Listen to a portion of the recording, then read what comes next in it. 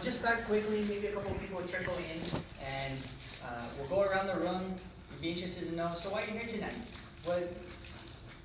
What do you find interesting about the talk or the seminar series that we're doing? If you happen to know Randy, how do you know him? So this doesn't have to be like a 4 or 5 minute, on and on, but just real quick, who are you and what's your name? Why are you interested to be here? And if you know Randy, then what's the connection? So before we start with that, there's some bathrooms down here to the left, men's, women's restrooms, and we have some snacks, so feel free to go grab some snacks before we get started. Grant, do you want to start us off? Sure. I'm Grant Kazaki. Me and Randy are YPA members. I'm the treasurer. I used to be the environmental justice committee chairperson. I'm just here to support Randy, just kind of see how he's doing. Just go Randy. Aloha, my name is George. Wes and I run a small design firm, civil engineering design firm focused on wastewater. And we started our engineering firm based on the fact that we surf out in the windward side like many years ago, and we were just kind of tired of seeing all of the problems with cesspools, and that's kind of what got us started. So we do small cesspool upgrades all the way up to kind of larger wastewater treatment plants. For example, you can take Turtle Bay as an example. Everyone knows Turtle Bay. They're not on the city and county sewer system, so they have to, every flush they do, they have to treat it and dispose of it. So you have to design that kind of system. So those are the kind of things that are here in Hawaii that not people think about. So that's what we do. We design that, and so we're very excited to see that this theme, talk of cesspools, is getting a lot of traction here in Hawaii, and not only in Hawaii but also on the a larger scale issue, and so that we're actually seeing some changes happen. Aloha, I'm Wes. In addition to what George said, I was born and raised in Kainai Kalu, so I'm very familiar with the issue, and also surfer, ocean conservationist, environmentalist, and want to create a positive influence and change with this movement. Hey, Richard Hanley from Denver, Colorado, visiting in Hawaii right now. Randy's a good friend from the Air Force. That's why I'm just here supporting him, seeing what he has to present. I'm Vivian, and I'm for Randy, and I'm also an undergrad student from HQ Environmental Studies. And I also live in Honolulu, so this is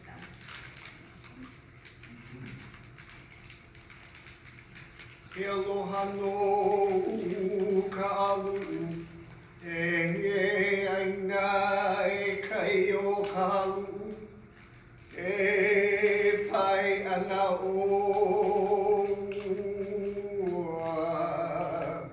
aloha e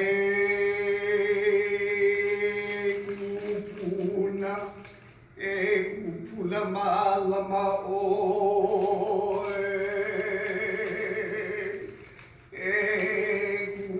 o kahalu, e kahalu I ka ua, e kaholua I ka lani, e kaholua I ka aina, aloha e.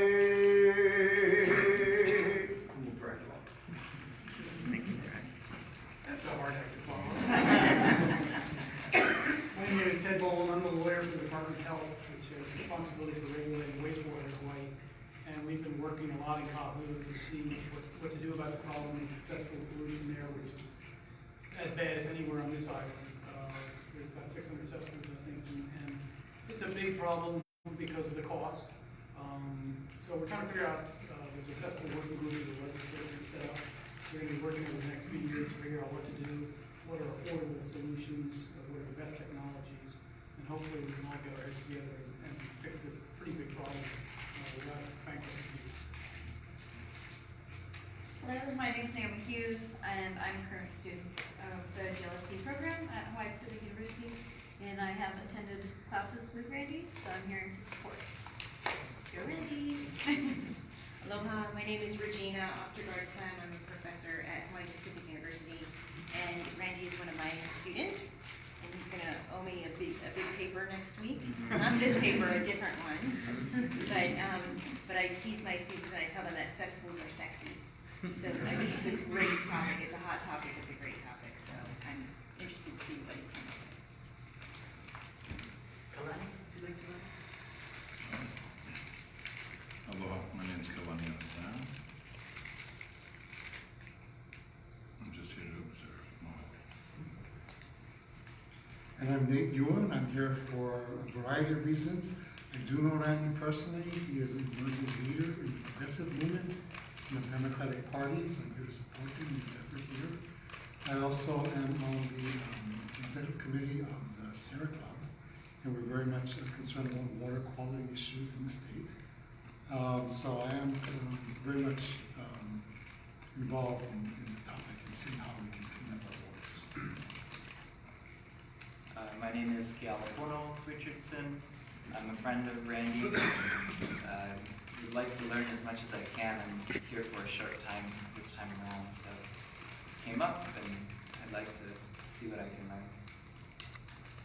Hi, I'm Jan Whitney. I know Randy originally through mutual friends, and then when I learned more about him, he eventually got involved with an organization I founded, Drug Policy Forum of Hawaii. He's on the board, so he adds his really interesting perspective, especially as a vet and other issues. And Lynette asked me if I'm interested in cesspools. Not so much, but I am interested in social and environmental justice. That's why I'm here. Hey guys, I'm Marlon. I'm also in the Global Leadership Program, and I'm here to support my friend and fellow student Randy over in Margaret. I'm Wu. I'm here to support Randy as well, and I'm also concerned about environmental justice. I'm Patrice. I live in Honeycomb. I wave signs for Randy and another phase of his life. That's right. Hello, I'm Lynette. I just put in residence at HPU, but I retired. When I'm teaching anyway, even though I retired.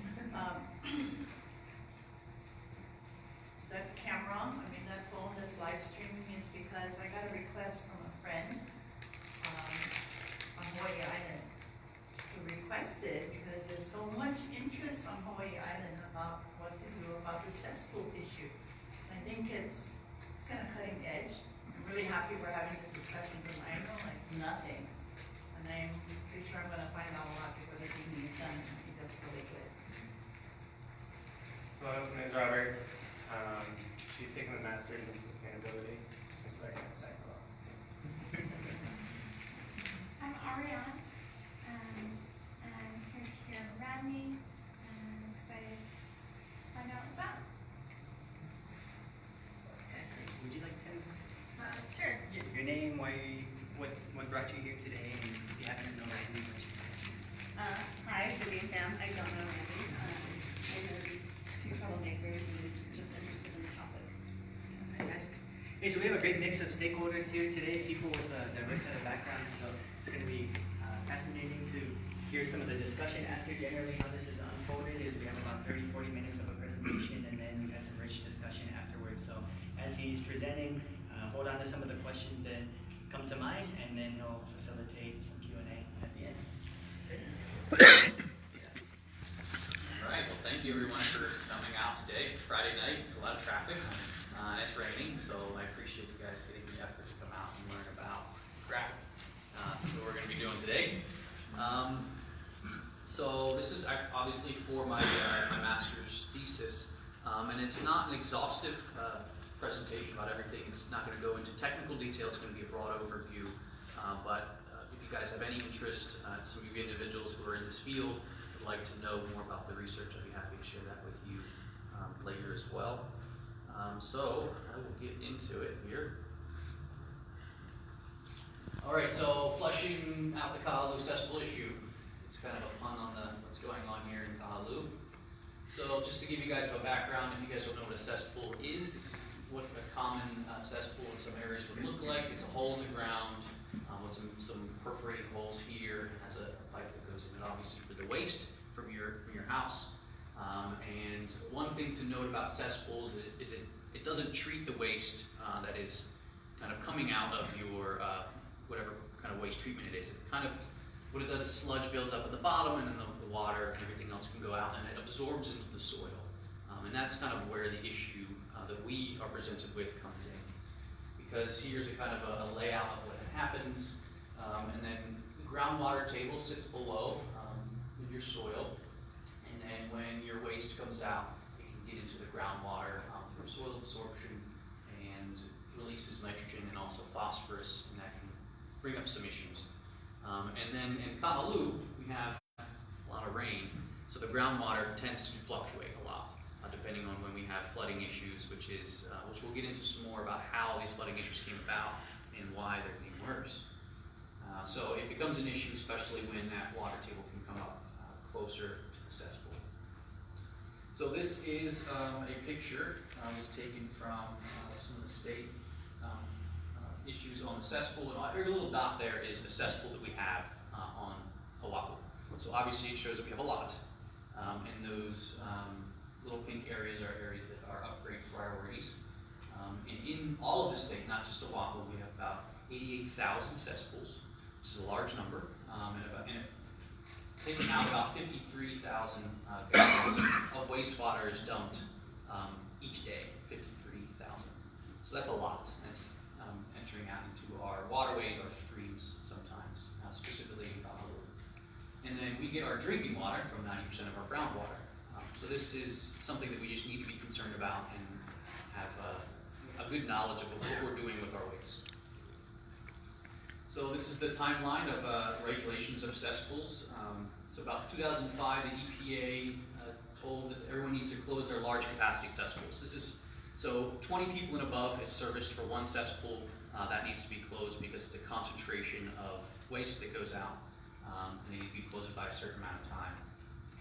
So 2016, the governor puts in new administrative rules within the Department of Health to effectively ban all the cesspools and then start the process of initiating a tax credit for individuals to upgrade their system. 2017, it was passed with the legislature, signed by the governor in Act 125, making Hawaii the last state in the USA to ban new cesspools. So if you ever want to build a new house, or want to build a new development from 2017, 2016 and on, you cannot put cesspool in. And also clarify the tax credit. I believe it shortened the tax credit. It was saying if you were 200 feet, now it's up to 500 feet away from streams. And then in 2020, the tax credit expires, and it's capped at $5 million a year. So each individual that wants to take that tax credit is capped at $5 million a year, and you got to upgrade by 2020. And then 2050 is the mandate across the board. Everyone needs to upgrade. So all 88,000 need to be gone by 2050. So to situate our research, so there's a lot of places around the island that have issues with cesspools, obviously with 88,000 of them. So specifically, we're going to focus on an area that is very close and dear to my heart. It's literally the Alii next to where I live, and we all know that everything in the environment is connected, and the watershed extends to where I live as well. So it's on the windward side of Oahu. Kahaluu means diving place, which is fitting because this area has a history of being rich for foraging from marine life. So they used to be clamming and doing a lot of cultivating their food in this part of the island for hundreds and hundreds of years. So it's known for its beautiful landscape, but also for its rainfall. And this is a factor into why these cesspools are becoming such a big issue in this area, is because about 71 inches rainfall per year compared to Honolulu's 29. That's a rough estimate. We're seeing kind of an increase in that lately with, last year we had some very severe flooding in that area, that side of the island as well. Roughly around the 2010 census, 5,000 residents in this area, but you can imagine it's probably gone up a little bit. And then Kahaluu is home to a popular lagoon that in the channel that leads out to Kaneohe Bay used to be used heavily for recreational, but is now closed off because of the cesspool contamination. And this is where we're focused in on. So again, yellow dots are cesspools, and the purple-ish boundaries is kind of the area that we are somewhat focused in on. But as we know, all the watersheds and things like that are all connected. So in the Department of Health study, Kahaluu is deemed a priority #1 place to upgrade. And there's only 2 places on the entire island chain that are deemed priority 1. So that means Kahaluu is something that we need to be very cognizant about, of how we're going to upgrade and what we're going to upgrade and how we approach the situation, which, while Ted said that we have a task force put together to kind of figure out what the next steps will be. And again, the priority 1 means significant risk to human health impacts, drinking water impacts, or draining into sensitive waters. And one of the biggest issues here is the draining into sensitive waters. We've had individuals come out with some staph infections, things like that, from being in the water. So right here, I've kind of put a little line of where so that little jagged edge up to the right used to be a fish pond, and to the left there is the lagoon that comes out. And it was dredged for water mitigation for flooding back in the day, but it used to be used for recreational activities, and you don't see many people in it anymore due to the cesspool issue. A little background on the cesspool issue. Want answers. Our Chelsea Davis spoke to one man who says he got sick after falling into the dirty water. Caution signs have been posted all along Kahaluu Lagoon, warning people to keep out of the water because the health department says there's bacteria in the water that can make people sick. Despite the signs, people in Kahaluu say it This won't was keep them out of the 2014, water. so I don't think you'll see people in canoes anymore. The health department began testing the water on September 18th after the neighborhood board complained that some people who had gone into it got infected. And when the doctors told me, I couldn't die within like 4 or 5 days. Lenny Soares says he got a staph infection after he fell into the water while fishing a couple of weeks ago, and the rock cut his knee open. A couple of days after that, my leg was swelled up with the bubble. The color was like really bright red, and my back was about this big, my ankle was about that big, and my foot was about that big. Soares says it's sad that the water he grew up playing in isn't the same anymore. Growing up, as a kid, we used to jump off that bridge and swim. You know, like maybe a few weeks ago before that, I was fishing over there with my cousin and I jumped in maybe 4 times. The Department of Health says the bacteria levels in the water are extraordinarily high. They say a normal bacteria level can reach 100 on a scale. But now, in the lagoon, they're finding it in the thousands. The department isn't sure if it's human sewage, animal waste, or agricultural runoff. But they do know that nearly 600 cesspools immediately surround the area. So while the DOH is working to locate the source, neighborhood board members are asking residents in the area to check their cesspools for any leakage. Reporting in Kahaluu, Chelsea Davis, Home News Now. Okay, so that's just to kind of give you a background of the issues specifically, how bad it's gotten, and when it's talked about how they're finding levels up into the thousands of parts per million. It's kind of comparable to what the Alii Canal was at certain times as well. So you can imagine there's reports of an individual who fell in the Alii Canal and got really injured and ended up passing away, things like that. So you can pretty much tell this is an issue that is of extreme importance. So kind of set the stage to let you know that this is an issue that is affecting our state more so than maybe on the surface level. And then the rest of my research, which I'll show here, I like this quote from Sir Isaac Newton about, I'm not trying to reinvent the wheel here. What I'm doing is I'm standing on the shoulder of giants, of these individuals who I'll show that have set the groundwork and the framework for environmental justice, for social justice, and to addressing issues that impact communities, and in some communities more than others, and how to address them so that justice can be given. So the first individual I have taken research from is Dr. Robert Bullock, and fitting that we have a Sierra Club member here. He was given the Sierra Club's highest award, I think it was in 2015 or 2016 on the national scale. This gentleman has been involved in environmental fights since its inception. He was involved in the environmental racism movement back in the 70s. He's kind of given the prestige of being coined the term of environmental justice, and he has over 100 research articles developed on the topic, about 10 or 20 books. So he's very well published and very well versed on these issues.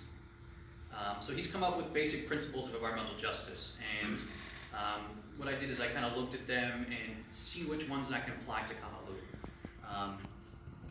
So the first one is equal enforcement. So I'm not going to use this one in my research in general, but it's something I did take a look at, and one could argue that it's just not in play because enforcement hasn't taken place yet. We're not enforcing anyone by 2050 yet. We're just kind of giving them the option. And equality is something that can be defined differently, saying, well, the law is equal. Everyone has to upgrade, right? So number 2, identifying and eliminating discriminatory policies and practices. And within my research, I believe that I've found and located currently what is a discriminatory policy. 3rd, addressing disproportionate and adverse environmental health effects. So this is not within the scope of the research, although I believe this definitely could apply to Kahaluu. And then finally, involving the impact of community in decision making. And then one of the quotes that he had, that he actually quoted of Malcolm X was, "Sitting at the table doesn't make you a diner. You must be eating some of what is on the plate." And I think it's really, really important when we, and you'll see within my framework of this research, that shows this number 4, absolutely necessary.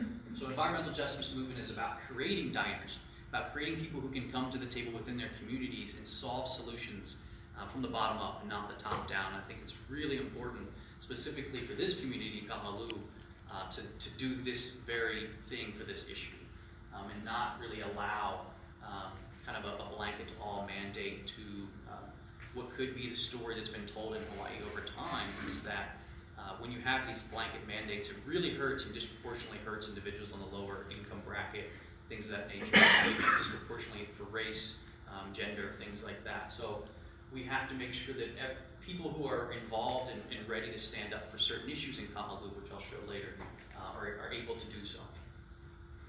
So these are the 2 that I'm focusing on here. And then this gentleman as well, David Pello. He's currently the chair, professor of environmental studies, director of Global Environmental Justice Project, University of California. So in one of his working papers, he has the most important social dynamics of environmental justice in a 4-dimension framework. So the first one is something that I use heavily in my research. It's the viewing the environmental equality as a social historical process. So every issue you're going to have involving the environment and social justice and environmental issues, we're going to have to how it happened and how it started to affect individuals. And the cesspool issue is not exempt from that. It's been around since residential units have been built in Hawaii, and it's something that hasn't been addressed accordingly yet. Focus on the complex roles of people in organizations and stakeholders involved. This is something that I wanted to do originally, but thanks to my wonderful mentorship, it's really extensive, and I wanted to dig into individuals who allowed land use areas in Kahaluu to happen, individuals who got elected to city councils that okayed the amount of cesspools in a certain area, but that's probably another 2 or 3 years worth of research and digging into all that, so I decided to forego that for this one. Understand the social inequality on all the stakeholders. This again kind of goes in hand in hand with the second one and the last one, which I also use. The power of populations that confront environmental inequalities ultimately shape the outcome of conflict. So these 2 are the ones that I use from this gentleman in the framework. So this picture here on the left is from the Waikiki, the back of Waikiki Valley. It's an area where they do bring in drinking water. So my research framework, identifying and limiting discriminatory policies and practices. View the environmental inequality as a social historical process, and these 2 are going to be together, involving impacting community and then resisting. And it's something that I'll show that the Kahaluu community has a very long history of doing. So dive into the first part of the research framework here. So the obvious inequity, something that's on the very surface level that we can point to, is that the cost to upgrade has been, throughout my research, I saw that the high is $75K, depending on the size of your plot, the size of your land. If you have enough space to even put in a septic system or an alternative use system, depending on the elevation requirements. I mean, there's so many factors that go into upgrading your system. And on the low end, it's about $20K. So there's a $10K tax credit. The state had put together a bill that said, if you want to upgrade, we're going to help you out with a tax credit within $10,000. but you have to meet the specific requirements, and those can be found within they have a plan online. So the cost is going to be about 10 to 65K, and that burden is on the resident. And without even having to really dive into an environmental justice framework, you can see that those who maybe have gotten their house inherited, whether it be through Kuleana land, through family who's been there for generations, this is something that maybe is unaffordable for a large part of the population. And it's part of the bill here, Act 125, and I do give credit here for the Department of Health because they are going to be working in collaboration with the Department of Taxation to see the feasibility of a grant program to help individuals upgrade. But we all know that usually when these things happen, that the funds aren't usually there enough. It's about $1.75 billion altogether to upgrade, and that's going to be a hefty, hefty price tag. So if the cost to upgrade, if everyone had infinite money, let's take away the perceived inequity so far. So money wasn't a factor and no one had to worry about the money, and the total cost to upgrade was zero. Would this solve a problem of cesspool and contamination in the area? So I dove heavily into septic tank research. And this is kind of another just basic, what a septic tank looks like. It's kind of a secondary area. Some of them have leaching pools, some of them don't. There's many different variations. But all in all, it eventually does discharge into the soil eventually. And depending on the area and the location that you're at, it can vary of the contaminants that get into the water. And again, if there's a lot of rain like we do in Kahaluu, it's still a huge issue. So again, this is a septic tank. And so this is a beautiful picture actually taken by Nate Ewan over here of the Kahaluu Lagoon. So within my research, I found more times than not that because of the characteristics of Kahaluu, the septic tanks most likely will not solve this issue. If anything, it might delay before the levels get higher again, and they'll have to reassess. And then looking at that, so this article specifically, one of the conclusions, the positive relationship between the septic system and the density of fecal pollution levels. And it's season dependent. This was done in Georgia, but here the season in Kahaluu is wet all year round. So that was one good one that says that septic tanks may not be the option. Another issue here, the nutrient pollution and harmful algae blooms. And since we have this lagoon that dumps out into the Kaneohe Bay, we have seen coral reefs degrading, and we have seen a lot of other estuary issues within, because of this. We've seen chemicals dumping out because people are using car wash fluid, things like that, but also we're seeing hormone levels through birth control, things like that come out through septic systems. They're getting into the water and then messing with ecosystems that way. So here, ultimately impacting not only ecological integrity, but also nearshore reefs located downstream of the system. And then also predicting climate change. I mean, we all know that climate change is something that we need to be concerned about. And then with the groundwater table in Kahaluu, in some areas being very, very close, climate change can really exacerbate that problem. One more, septic tank quality pose a hidden threat to water quality. This is another peer-reviewed journal. Again, septic tank systems can be the major and potentially underestimated source of water pollution. And again, this is, we really don't, we're not going to 100% know. Even if we upgrade everyone to a septic tank system and it works out well for the first 5 or 10 years and we use the same systems to do water quality samples and it looks fine, something may happen in the near future that, right, what I'm showing with all these research articles put together and about 12 more in my research is that it's something that I wouldn't, if this was my community, I was living in Bangkok. It's something I would like to present to the Kahaluu community. So, in my opinion, will it solve an inequity problem?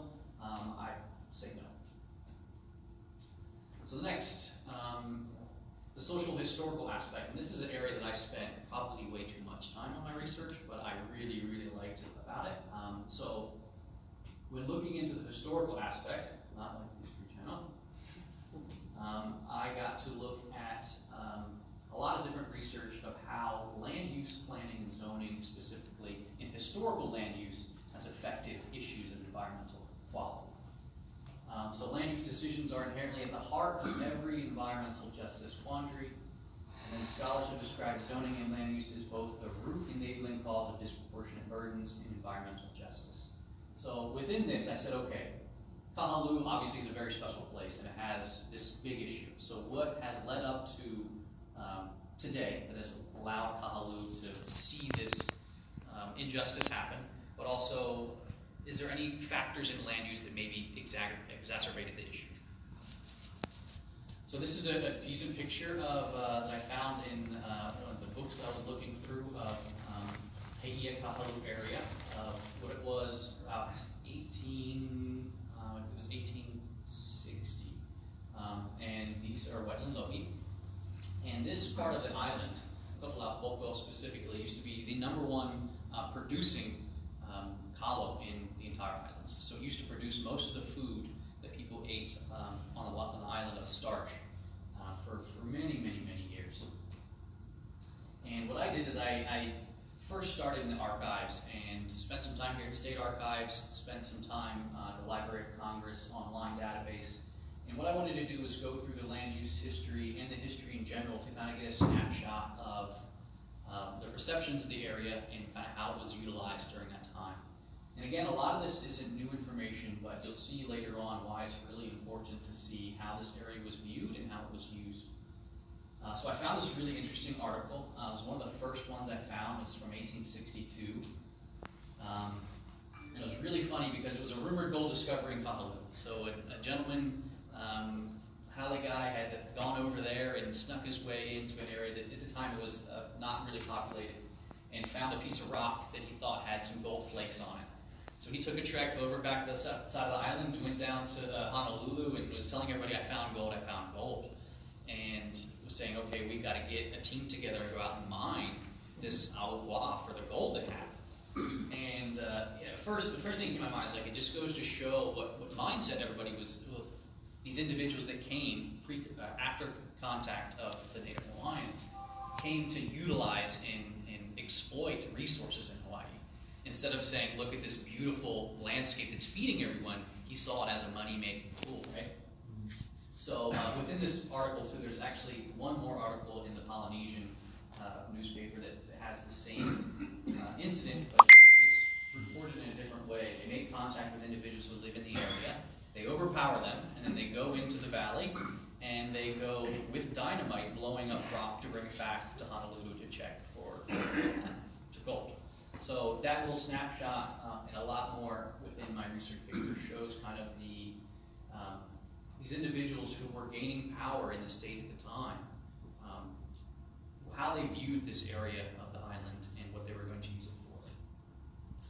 And then not a few years later, after the passing of King Kamehameha IV, to repay his debts.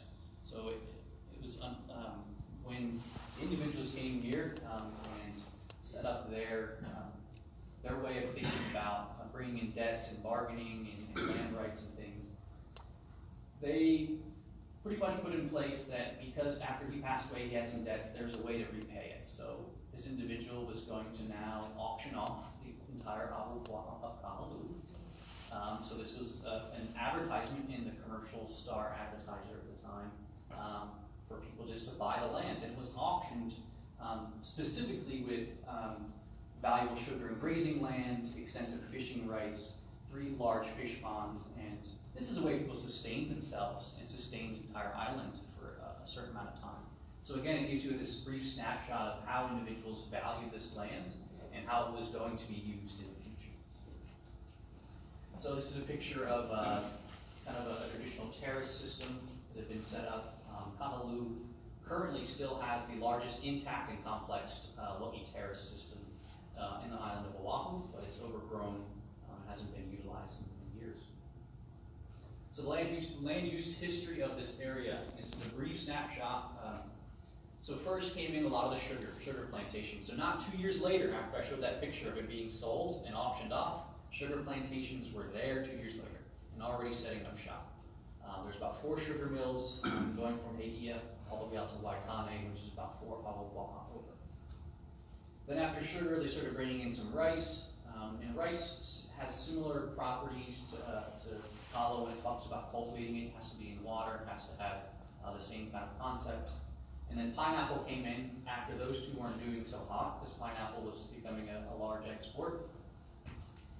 And then after pineapple didn't do so well, about 1900, everything moved over to the Ewa side of the island.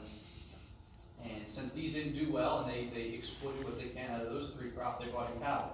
Because cattle was, again, a huge export at the time.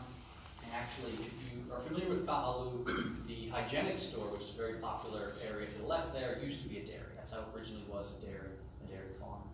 And these 3 crops in general are known to, especially monocrop, the first 3 are known to be very degradative of soil quality and land quality.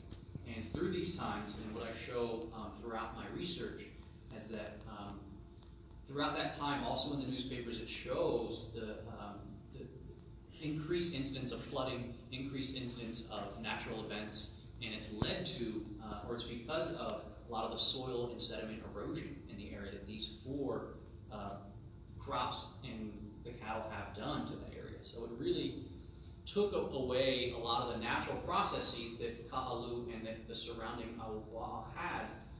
The Logi Terrace system is known for being able to retain water and filter that water through natural processes down into the fish ponds and out into the water. So a lot of those contaminants that were there in the system in general were filtered out through natural processes until these organizations came along and brought these industries. And shortly right after 1960 or 1950s, when a lot of houses started being built on this side of the island, 1960 the Like Tunnel was built, and residential just started booming out in that side of the island. It was easier to get across. The poly was pretty dangerous at that time until it was upgraded. And then the Like Tunnel really brought in new tourists and things like that. So it really changed the whole area. So you can imagine those first top 4, degrading, soil erosion, the sediment runoff, then building new houses and building concrete, and then Like Tunnel bringing more people. The amount of flooding that comes down and to be able to run off concrete is pretty high. So it really changed the makeup of the area heavily, and it's unfortunate that happened, but it's something that's very important to take into account when you look at environmental justice issues, as we saw Robert Color talk about. So this is a nice picture that I also found right there in Kahalu. This is a taro patch with the house in the back. Beautiful, beautiful. A lot of land and a lot of open space, which we don't see much in that area. This is Waikane, so the picture I showed before with the waterfall that came down. It's back there in the valley, and this is all the little things you see kind of poking out. That's all the rice cultivation in Waikane Valley from 1880 to 1927. Now I don't believe they have a single rice patch out there. They do have some logging. So, and then the third, involving the impacted community and inequalities ultimately shaping the outcome of the conflict. This is another great shot of Kahalu. And I brought up this community organization because this area of the island has a very, very, very long history of standing up for environmental justice issues.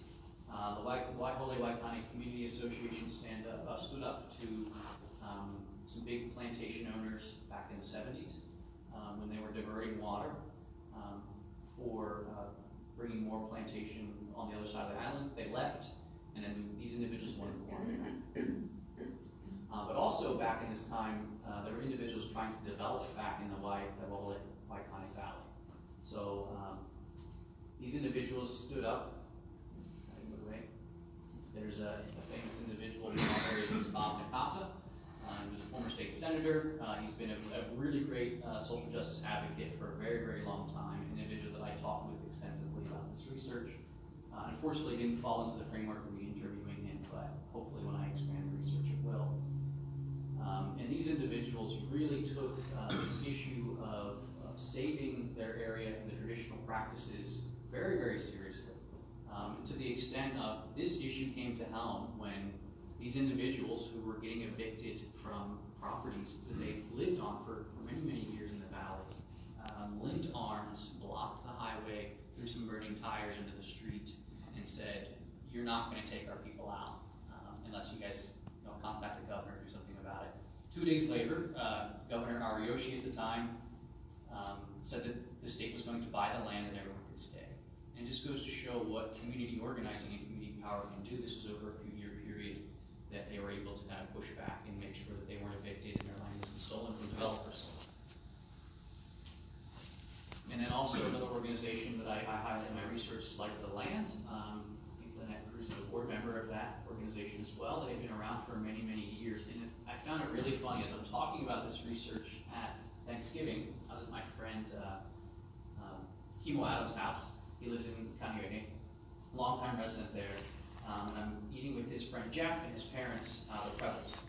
And Sarah Preble and Dwayne Preble were originally organizers for Life of the Land back in the day. They knew the individuals who helped start it.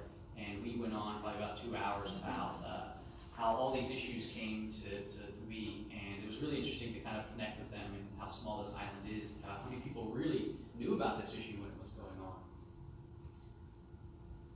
So then later on, we have individuals in my community that I know pretty well, the Raccoons, who also were integral in bringing back the water from one side of the island to Waikane or Hole, and really pushing back and saying, you know what, like we've really got to restore these native processes. We have to make sure the water runs Mount Makai. So they had some really good wins, and a lot of this is also detailed in your research. So what does this all mean for cesspools, right? We're all here to talk about the cesspools. How do I link this all in? And through the environmental justice framework, those 3 pieces, what I've done is kind of put out what I believe to be the most critical framework for a community organizing standpoint of how we address the community or environmental justice issue. And then this one's specific to the cesspool issue. So the first step would be to eliminate the discriminatory upgrade policy that puts low-income residents at a disadvantage. And then, in my opinion, my research, I would say that I wouldn't, as a community member, accept a septic tank as the end-all be-all. Intermediary, things like that, that can all be hashed out eventually. But my recommendation would be that we have to find an alternative that can really, when we talk about upgrading and changing the relationship to the environment that we have, and something that I highlight that Dr. Baller goes into is that when we view these issues, we can't view them as just infrastructure issues. We can't view it as just how do we fix the issue so that the state or whomever can say, okay, now it's done in our hands, or how. We have to do it at how can we restore justice and how it can be a lifelong restorative process. Step 2, understand the history of the region.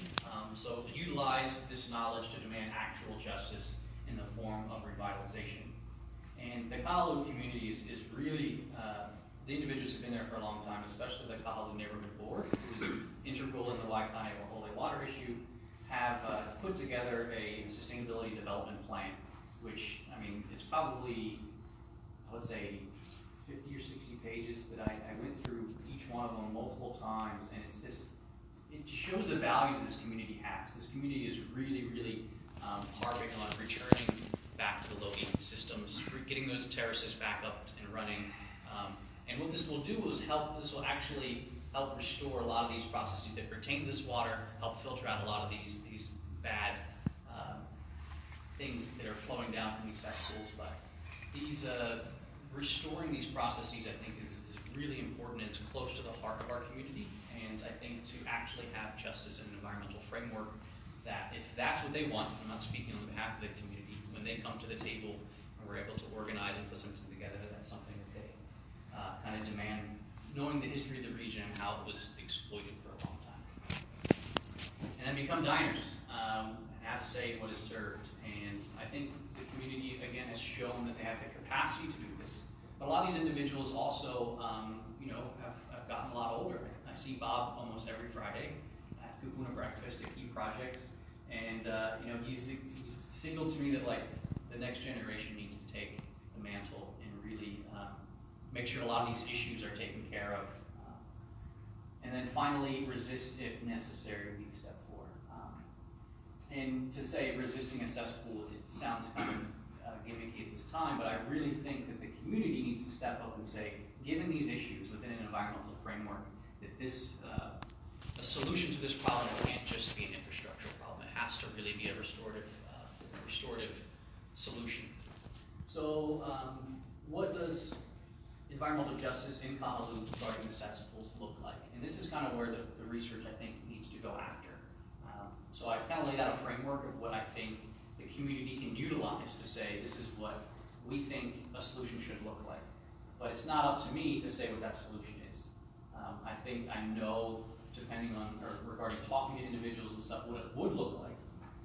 But this is kind of where a lot of the great work that the working task force and getting individuals together, but it's got to be more than just saying, you know, we can give you guys time to come testify to the legislature or have a seat on the task force. It's got to be a solution that, you know, my initial thoughts, and a lot of individuals I've talked to, is saying that, you know, human waste is a concept that we've developed as humans. You know, within the natural world, there's really no such thing as waste. Everything is utilized in one way, shape, or form. And for the longest, human waste was turned into fertilizer, right? And we have a huge increase in desire for farming in our area. And, you know, there's great new technology for composting toilets, things like that, that can develop nutrients out of our human waste. So what would this look like? Can we develop a new industry or a new job kind of market, having individuals being able to transport you know, nutrients and fertilizer to farmers that need to develop more food in our communities? We have an initiative of the state to double food quality and to double the food quality since Governor Ige's been been our governor, and this is his next term. So we want to make sure he owns up to that, to his promises. And this would be, in my opinion, from just one lonely community member standpoint, saying that this could be an option. What it looks like conceptually, I think these individuals here could probably have a great input of kind of what that would look like too. But something that could bring in revenue for individuals and not be a burden to them. You know, can you imagine, you know, being able to produce a certain amount of nutrients at your house and being able to either enter in a co-op or even sell it to a farmer that they can also, you know, offer you food in return for the nutrients you provide for your community. And I think these are all things that we need to discuss as a community and as individuals all around the island when we look at cesspools.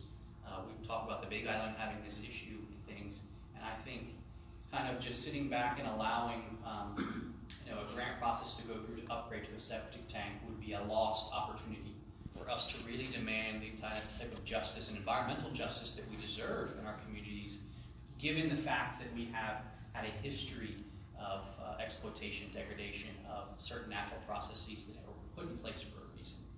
I think that's everything for the presentation today. Questions?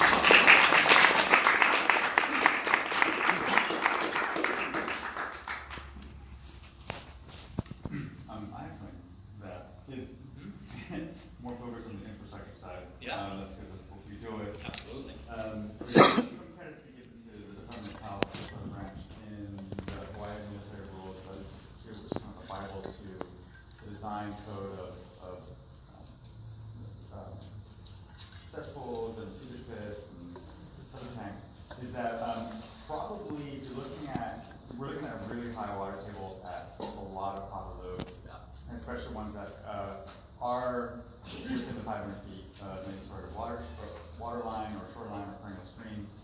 A lot of those cesspools, if you wouldn't qualify, or at least DOH would not say you can put a septic tank in there. It's because of the high water table.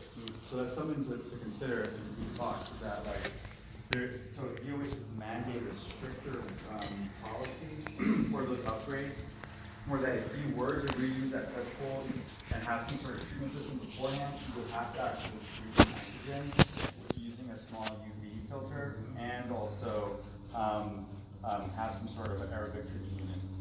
That being said, there's still a lot of, on higher elevations, there would be a lot of houses that would qualify for like a septic tank in the cesspool. But I agree with that. Septic tanks are not the answer, but just for future discussions, like that DOH is does have a little bit of a stricter hold on that design. Great, and then that's another part of the bill, the aerobic systems that I think we need to dive into more and seeing what options we have, besides. So there's that three, right? It's the upgrading to the septic or the aerobic systems. ATUs, and I think those are something that we need to heavily look at. They can be a restorative kind of system. Well, then you also are looking at a higher price and higher cost, and that's spreading that even further. So septic tanks need to be pumped out periodically. Yes. Actually, that's something I meant to mention as well. So even cesspools also need to be pumped out. The cost of that, and where do they dump it? Right, that's a great question. The cost of that's fluctuated a lot. There's an actual individual that's about 2 roads down from me that runs a cesspool business and septic business and pumps out. And he says, but in the past 20 years, his business has fallen off because the price is maybe not affordable for a lot of individuals. So a lot of people have let that lapse, the maintenance on their septic lapse. Me living in that area, I've had to pump mine once in the 7 years that I've been there. But that doesn't mean it hasn't overflown. I mean, there's been times where I've seen that ring around my yard that I know that it's overflowing. And I don't own my home, my landlord does, so I know it's an issue that is always persisting in the area. But I know it's gotten more expensive. And where do we dump It's it? about $300 for a month. And they take it to a wastewater treatment plant. So the most expensive part of wastewater treatment is the sludge disposal. So with an ATU, it facilitates better treatment, breaks down the sludge better, but at a higher cost. And you're looking at input of energy into an ATU, so that means higher electricity costs for you. Unless it's solar powered. In areas where the water table is high, is composting toilets still an option, or is that still a problem? Absolutely. I mean, I think that the technology has gone so far, and I've only started doing initial diving into the research on compostable toilets, but the research has gotten, or the technology has gotten so far that it's really, for individuals, I know people that I've done research, I've actually put them in their regular homes as it is, and it's really little to no maintenance depending on what you want to use it for. So is it buried in the ground? It's not in the ground? You can do it many different ways. They have ones you can use in your RV that are really simple and you can just pull out and it's right there. You have ones where they can connect to the bottom of your house that you can pull out the nutrients after a year of it being composted, and it's safe to use. But one of the big things is you have to separate the liquids and the solids, and they have a lot of systems that do that very effectively. And I think it's an option to consider. I mean, it's low impact, and I think the biggest hurdle would kind of be how the DOH or handling human waste obviously is an issue that we have to be cognizant about. And then if you're going to be distributing it in the community, things like that, how do you utilize it? But I think that there's an option there to see of how it can work. I think it's a great option to look at, especially if you want to help bring out more nutrients to your community. Great presentation. Thank you. I had a question. I don't know if you heard of the new technology that the Bill Gates, the toilet. Yeah. I heard they're going to do some pilot projects. Yeah. So that actually came out. There was a news article that came out, I think a little less than 3 weeks ago. And we have some legislators, I know Representative Chris Lee and another individual went to a conference with the Bill and Melinda Gates Foundation. Bill Gates, the big computer Mongol. They're having a contest of who can redesign the toilet system for future or new age technology. Because if you look back at our waste treatment in history, it's just very outdated. We're still using things that are just not really good for human having around in your environment. So it's interesting to see what they've come up with. There's a lot of great options, and I think they're looking at doing a pilot project in Hawaii. I don't think it's been confirmed yet, but it's on the table. But again, when you look at these systems, I think if that were something to come here and we look at it again, it would still have to be, in my opinion, viewed in that framework that I've kind of set up, making sure that it's not something that you know, same thing with solar and electric cars and Teslas. I mean, it really appeals to the upper class more times than not. And if we have all these, you know, great new technologies that can only individuals in the higher income bracket can afford, then we still have an inequality issue. And for individuals that live in Kahului, the price, medium house price has gone up, but we still have a lot of individuals that have been there for generations and generations, and a lot of kupuna who you know, don't have the extra income to do this kind of things. And I've talked to many individuals Friday mornings at kupuna breakfast that are saying that this is just out of the realm of possibility for them to upgrade. I think also to keep in mind about the example from the Gates Foundation is that they're looking to use that in the context of where you're trying to save water. Yes. Using, you know, waterless waste treatment as opposed to here where the problem is that there's too much water. Too much right? water. Right. So, which might actually be a good case to make to someone like the Gates Foundation. Right. In order to Exactly. do it, right? Because it's a little bit off the beaten track. And the thing about too is how we use our toilets. I mean, when we flush our toilet, that's perfectly good drinking water. I mean, not that you would drink it out of the toilet, right? But you know, it's good quality water that we are just wasting every time we put down the toilet. And there has been this natural process over the history of time as being able to utilize waste, or I wouldn't even call it waste really, because it's not. I mean, it's something that has been utilized for a long time. So how do we reimagine that? And I think it's important for communities to be involved in that decision making process. You mentioned something about how chemicals, in addition to human waste, exist, such as like birth control. How do you deal with that in a compostable toilet? Are those chemicals still going to be present? Yes, absolutely, and that's a really good question too. I wouldn't know the answer to that, but I definitely think that is something that needs to be addressed. When I first heard that they were, you know, originally that those hormone levels were possibly, you know, affecting the ecosystem, and that's just a huge red flag. I mean, if we are, I think there was also another study. I didn't put it in my research, but it looked at Zoloft, which is an antidepressant that they're finding in waterways that are really affecting ecosystems. I think the name of it's sertraline.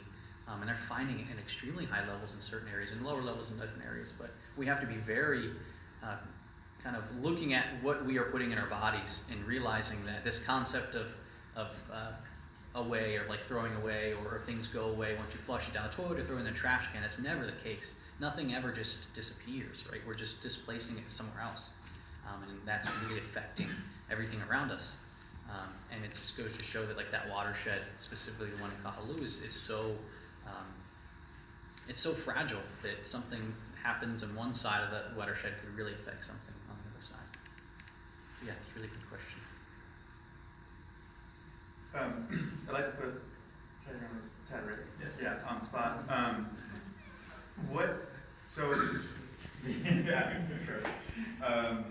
So with this amount of money being allotted with the tax credit by 2020, and we're not even getting close to that, what sort of conversations are happening at the Department of Health level saying, okay, this isn't necessarily working. Are we going to extend this income tax credit? Are we going to try to maneuver it somewhere else? Or, you know, are we going to morph it into something else? Like, is there anything that's happening, you know, too? I don't know, is there a conversation that's happening? Yes, there are conversations. I think the tax credit's already been extended by the act this year to 2022. So I think that's the only thing he said that I thought might be wrong. Right.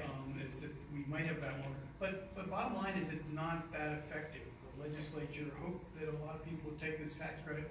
But about 12 people the first year. Yeah. Actually, 7 people the first year, 12 people the next year. Yeah, I So think it altogether, might be over 100 now, but it's like, that's statewide. Right, It's for nothing 88,000. else. And the reason is that you spend the money now and you get the tax credit back a year from now in April or whatever, when your tax refund comes. So you have to have $10,000, you know, just in your pocket, or $20,000 now, and you'll get $10,000 back later. And that's in terms of your research, that's an income issue. Right. That's a social justice issue, because only rich people basically are going to have the money to benefit from the tax credit. So that's why there was talk in the legislature about grants. That's why the working group is looking into financing options. These kupuna can't pay much at all for upgrades, but we need upgrades because there's a social justice issue around what's happening to the land. Yes. You know, this used to be a breadbasket, a fabulous bay that had wonderful coral and ecosystem, fish, etc. It was magic, and we've kind of wrecked it with all the things that you've described tonight. So yeah, I'd love to see. I like your emphasis on trying to restore that as an economic justice, social justice issue as well as the money side of what everybody sort of focuses on first. There are conversations going on about what to do besides the tax credit. The working group that the legislature established this year is really the forum for that, more than the DOH, because we've got realtors and bankers and other people who have economic stakes and are going to be around when these legislation pass. So we want to have them in the discussion now, rather than having them criticize what we come up with later. And they have a certain time period in order to somehow create. Couple years. Couple years. Yeah, and the gates toilets are exciting. Who knows if they're a magic bullet or not? But we waste a whole lot of money adding water to our waste. You know, a flush is gallons. It's like, that's nuts. Right. And then we have to ship it over the Kailua wastewater treatment plant and do all kinds of excellent treatment. And then we throw it out in the ocean where it's not very good for the ocean. So some kind of solution that treats the waste, sterilizes it with heat, and then produces soil that we can reuse would be great if it works. So you raised the issue about pharmaceuticals. That's an ongoing area that, you know, I don't think people even thought of 40 years ago. And now it's like, oh, everybody's taking drugs, everybody's peeing out all kinds of things into their waste, and you got to be careful about those. And EPA hasn't really tackled the standards for that, but it's a growth area for wastewater and waste treatment that we're going to have to look at. So all these things we're going to throw together and try to figure out technological solutions that work. And I agree with you that septic systems, which were the sort of upgrade, not quite the gold standard is really sewers. Right. And you could do a sewer, you could extend the sewer in Kailua because it comes right up to the south side of Kailua. And so it's feasible, unlike Honolulu or something, it's a lot more feasible to sewer here. Still very expensive. Yes. Who's going to pay that? Right. The Kapuna aren't. The taxpayer most likely would probably have to pony it up if they're going to implement it. Will the legislature produce that? Will the city accept that people who are getting a free ride with a cesspool should now get everything paid for? Right. There's an equity issue on the other side there. It's like, oh, I've had a free ride for the cesspool for the last 100 years, and now I should get a free ride when you make me upgrade. And another issue I bring up actually in the research, I didn't present here, but if they were to do kind of an integrated system where they put the pipes in and put it to a wastewater treatment plant, that tends to be historically an invitation for development. Yeah. And our community, as we've seen, has really resisted development at every turn, and unfortunately still hasn't been successful in some areas. So that would, and I've already talked to individuals and they said that is a no-go for them, that they would never sign on board because not only would that invite development, but then they would have to pay that monthly bill to the city, county, things like that, and it would be a larger burden. So it's a huge kind of, which one are you going to take, which one you're going to hit by, and then I think, again, it's kind of where this innovative solution has to come from. Brad? Yeah. So in 1862, you talked about the sale of that land in Kailua because of Kamehameha's death. Right. And I wanted to hear a little bit more elaboration on the social justice of that era. Was it illegal? No. Or was it legal? It was legal. So actually, I can show in the fees. So this is where kind of, and I do dive into this pretty heavily in the research, but this is where it kind of gets a little interesting within the historical aspect of it, because let me see if I can pull it up. I'll show you who authorized the auction of it. And if I'm not mistaken, I think the individual I researched is someone pretty well known.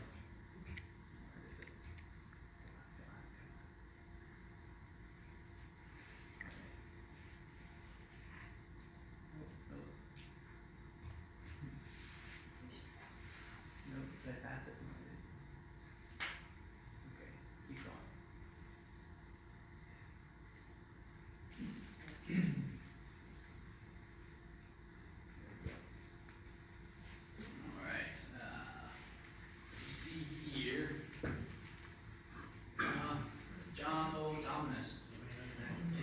So he authorized the sale of, authorized the auction of this land.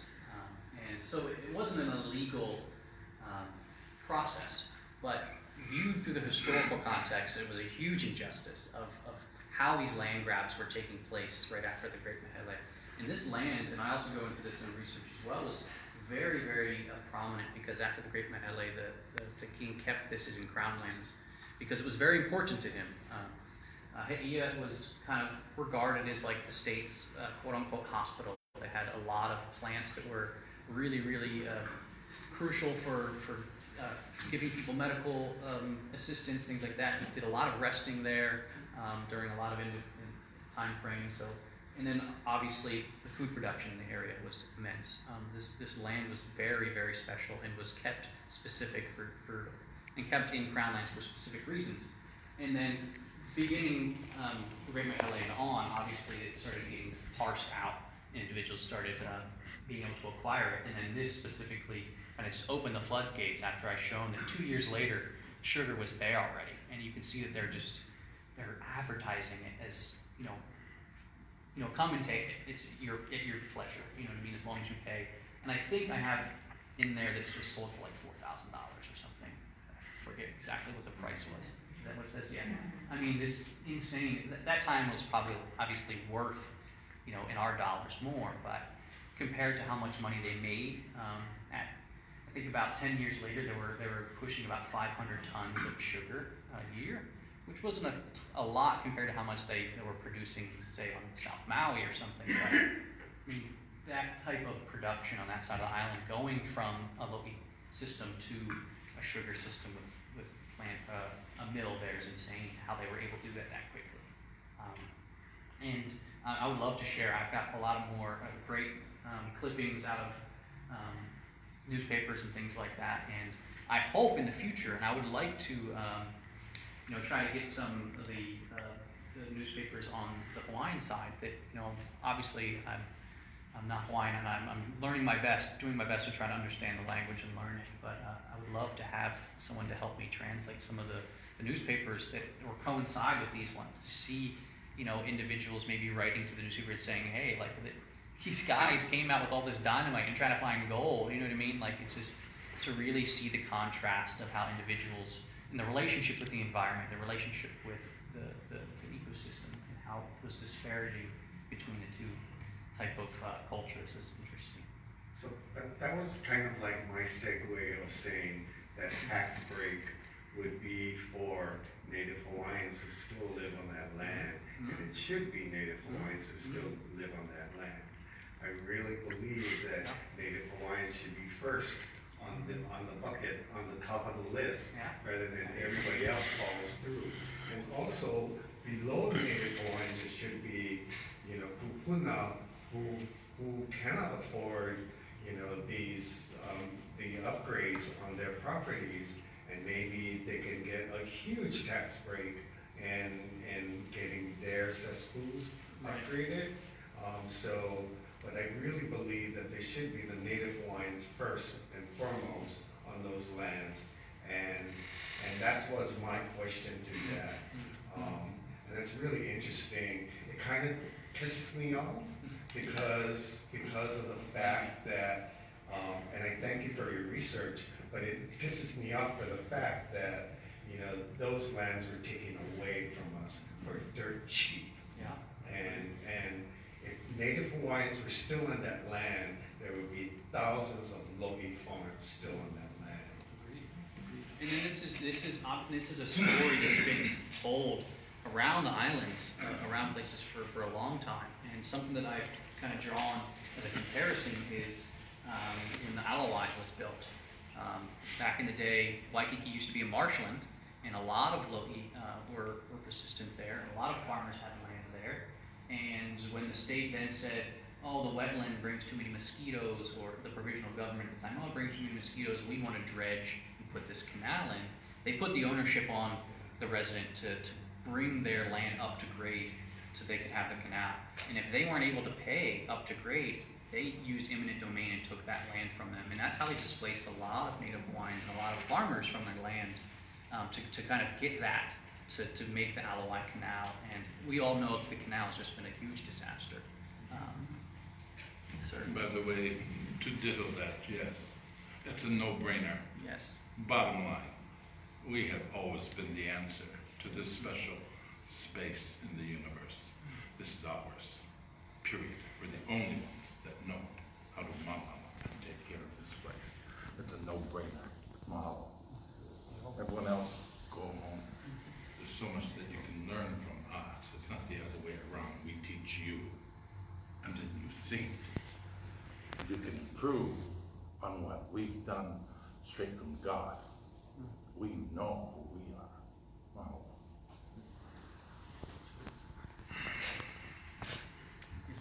You know, this is sort of back to sewer systems, but in Milwaukee, Wisconsin used to have a socialist mayor. I think this was in the 30s or 40s, maybe somebody else knows. And he set up a system for making a product that some of you have heard of called Milorganite, and it was made out of the sewer waste. Anybody know about that? And then they sold it. It was essentially compost, human waste that had been, treated and aged and everything. Right. And they made tons of money off it. Do you remember that? They have it here. You can get that here for free at the San Agro plant in town. Well, I mean, Wiseman's done it on a bigger scale.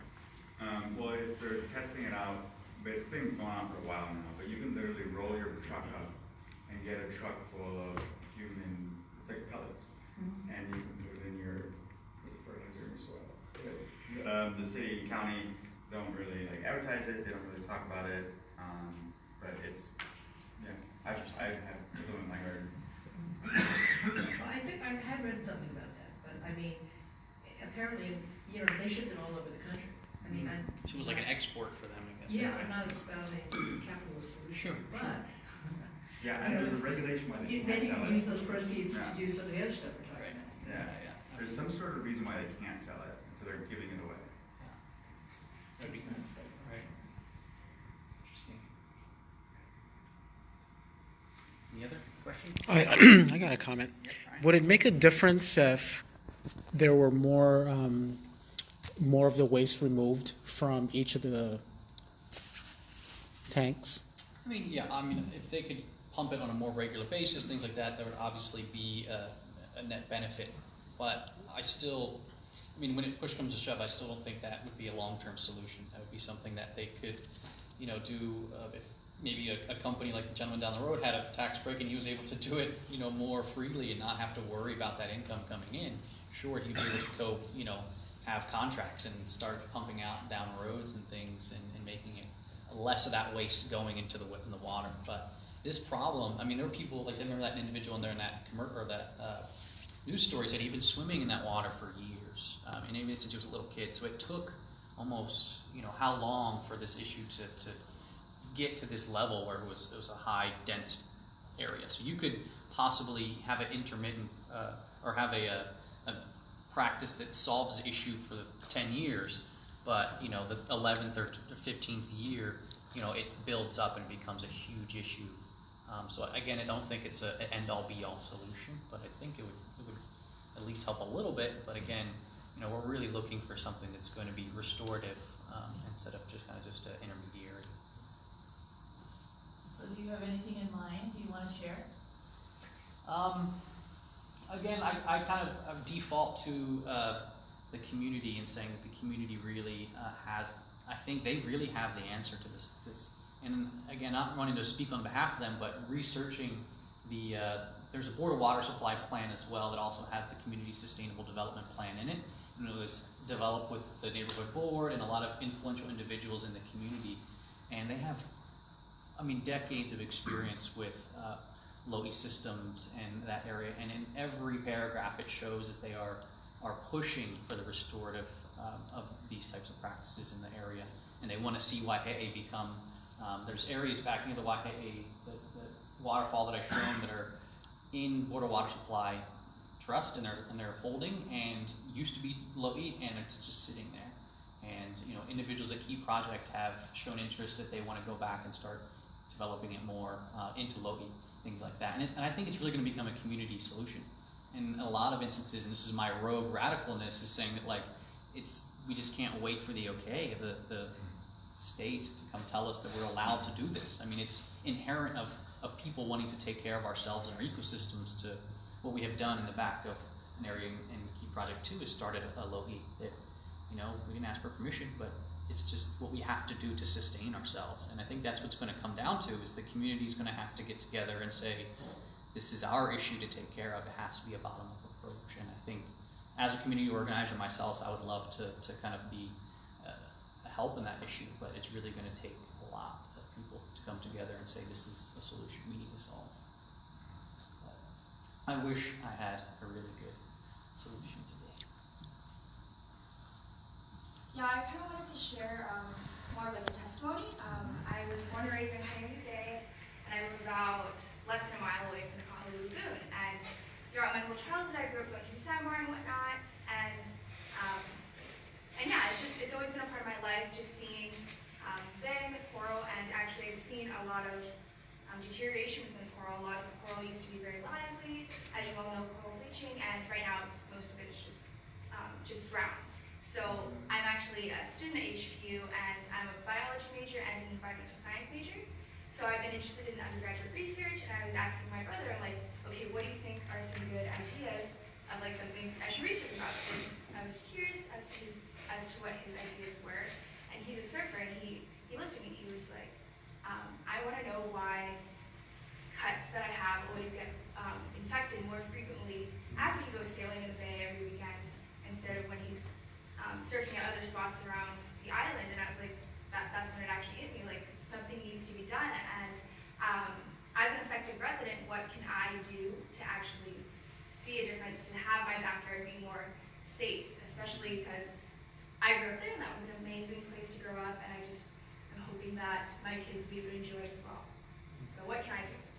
Well, you come to the right place. I think, I mean, starting, not today, but obviously it's been in the process for a while of individuals kind of organizing around this issue, but it's going to, you know, really take the community to come together and say that, you know, share these testimonies and say, you know, we've had success in this area before, and we can get back to it as long as we return to the natural order of our land. And really, I mean, nature has has been tested and tried for, you know, as long as the Earth has been around. And to say that we know better to develop something that's going to trump that is it's insane to think that we are going to reinvent a natural process.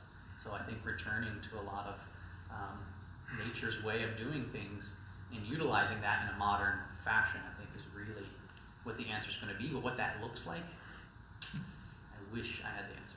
But I think that we're on the right path. Yeah, great. So, go one more. Yeah, I just want to correct something I said earlier, and Randy was right. What I was thinking of with the extension of the tax credit until 2022 actually didn't make it as a final bill. So it is still 2020. Right.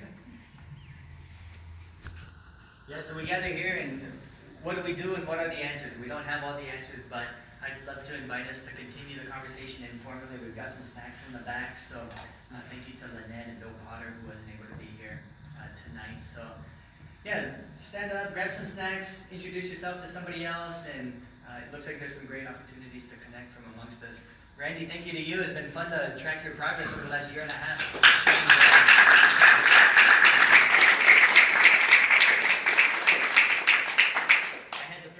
To help supervise Randy during the early stages in his research, and I'm just blown away by how it's evolved, and I don't think he's done yet. So keep going, and congrats on graduation. We'll be cheering you across the stage here in 2 weeks. So, thank you everybody for being here.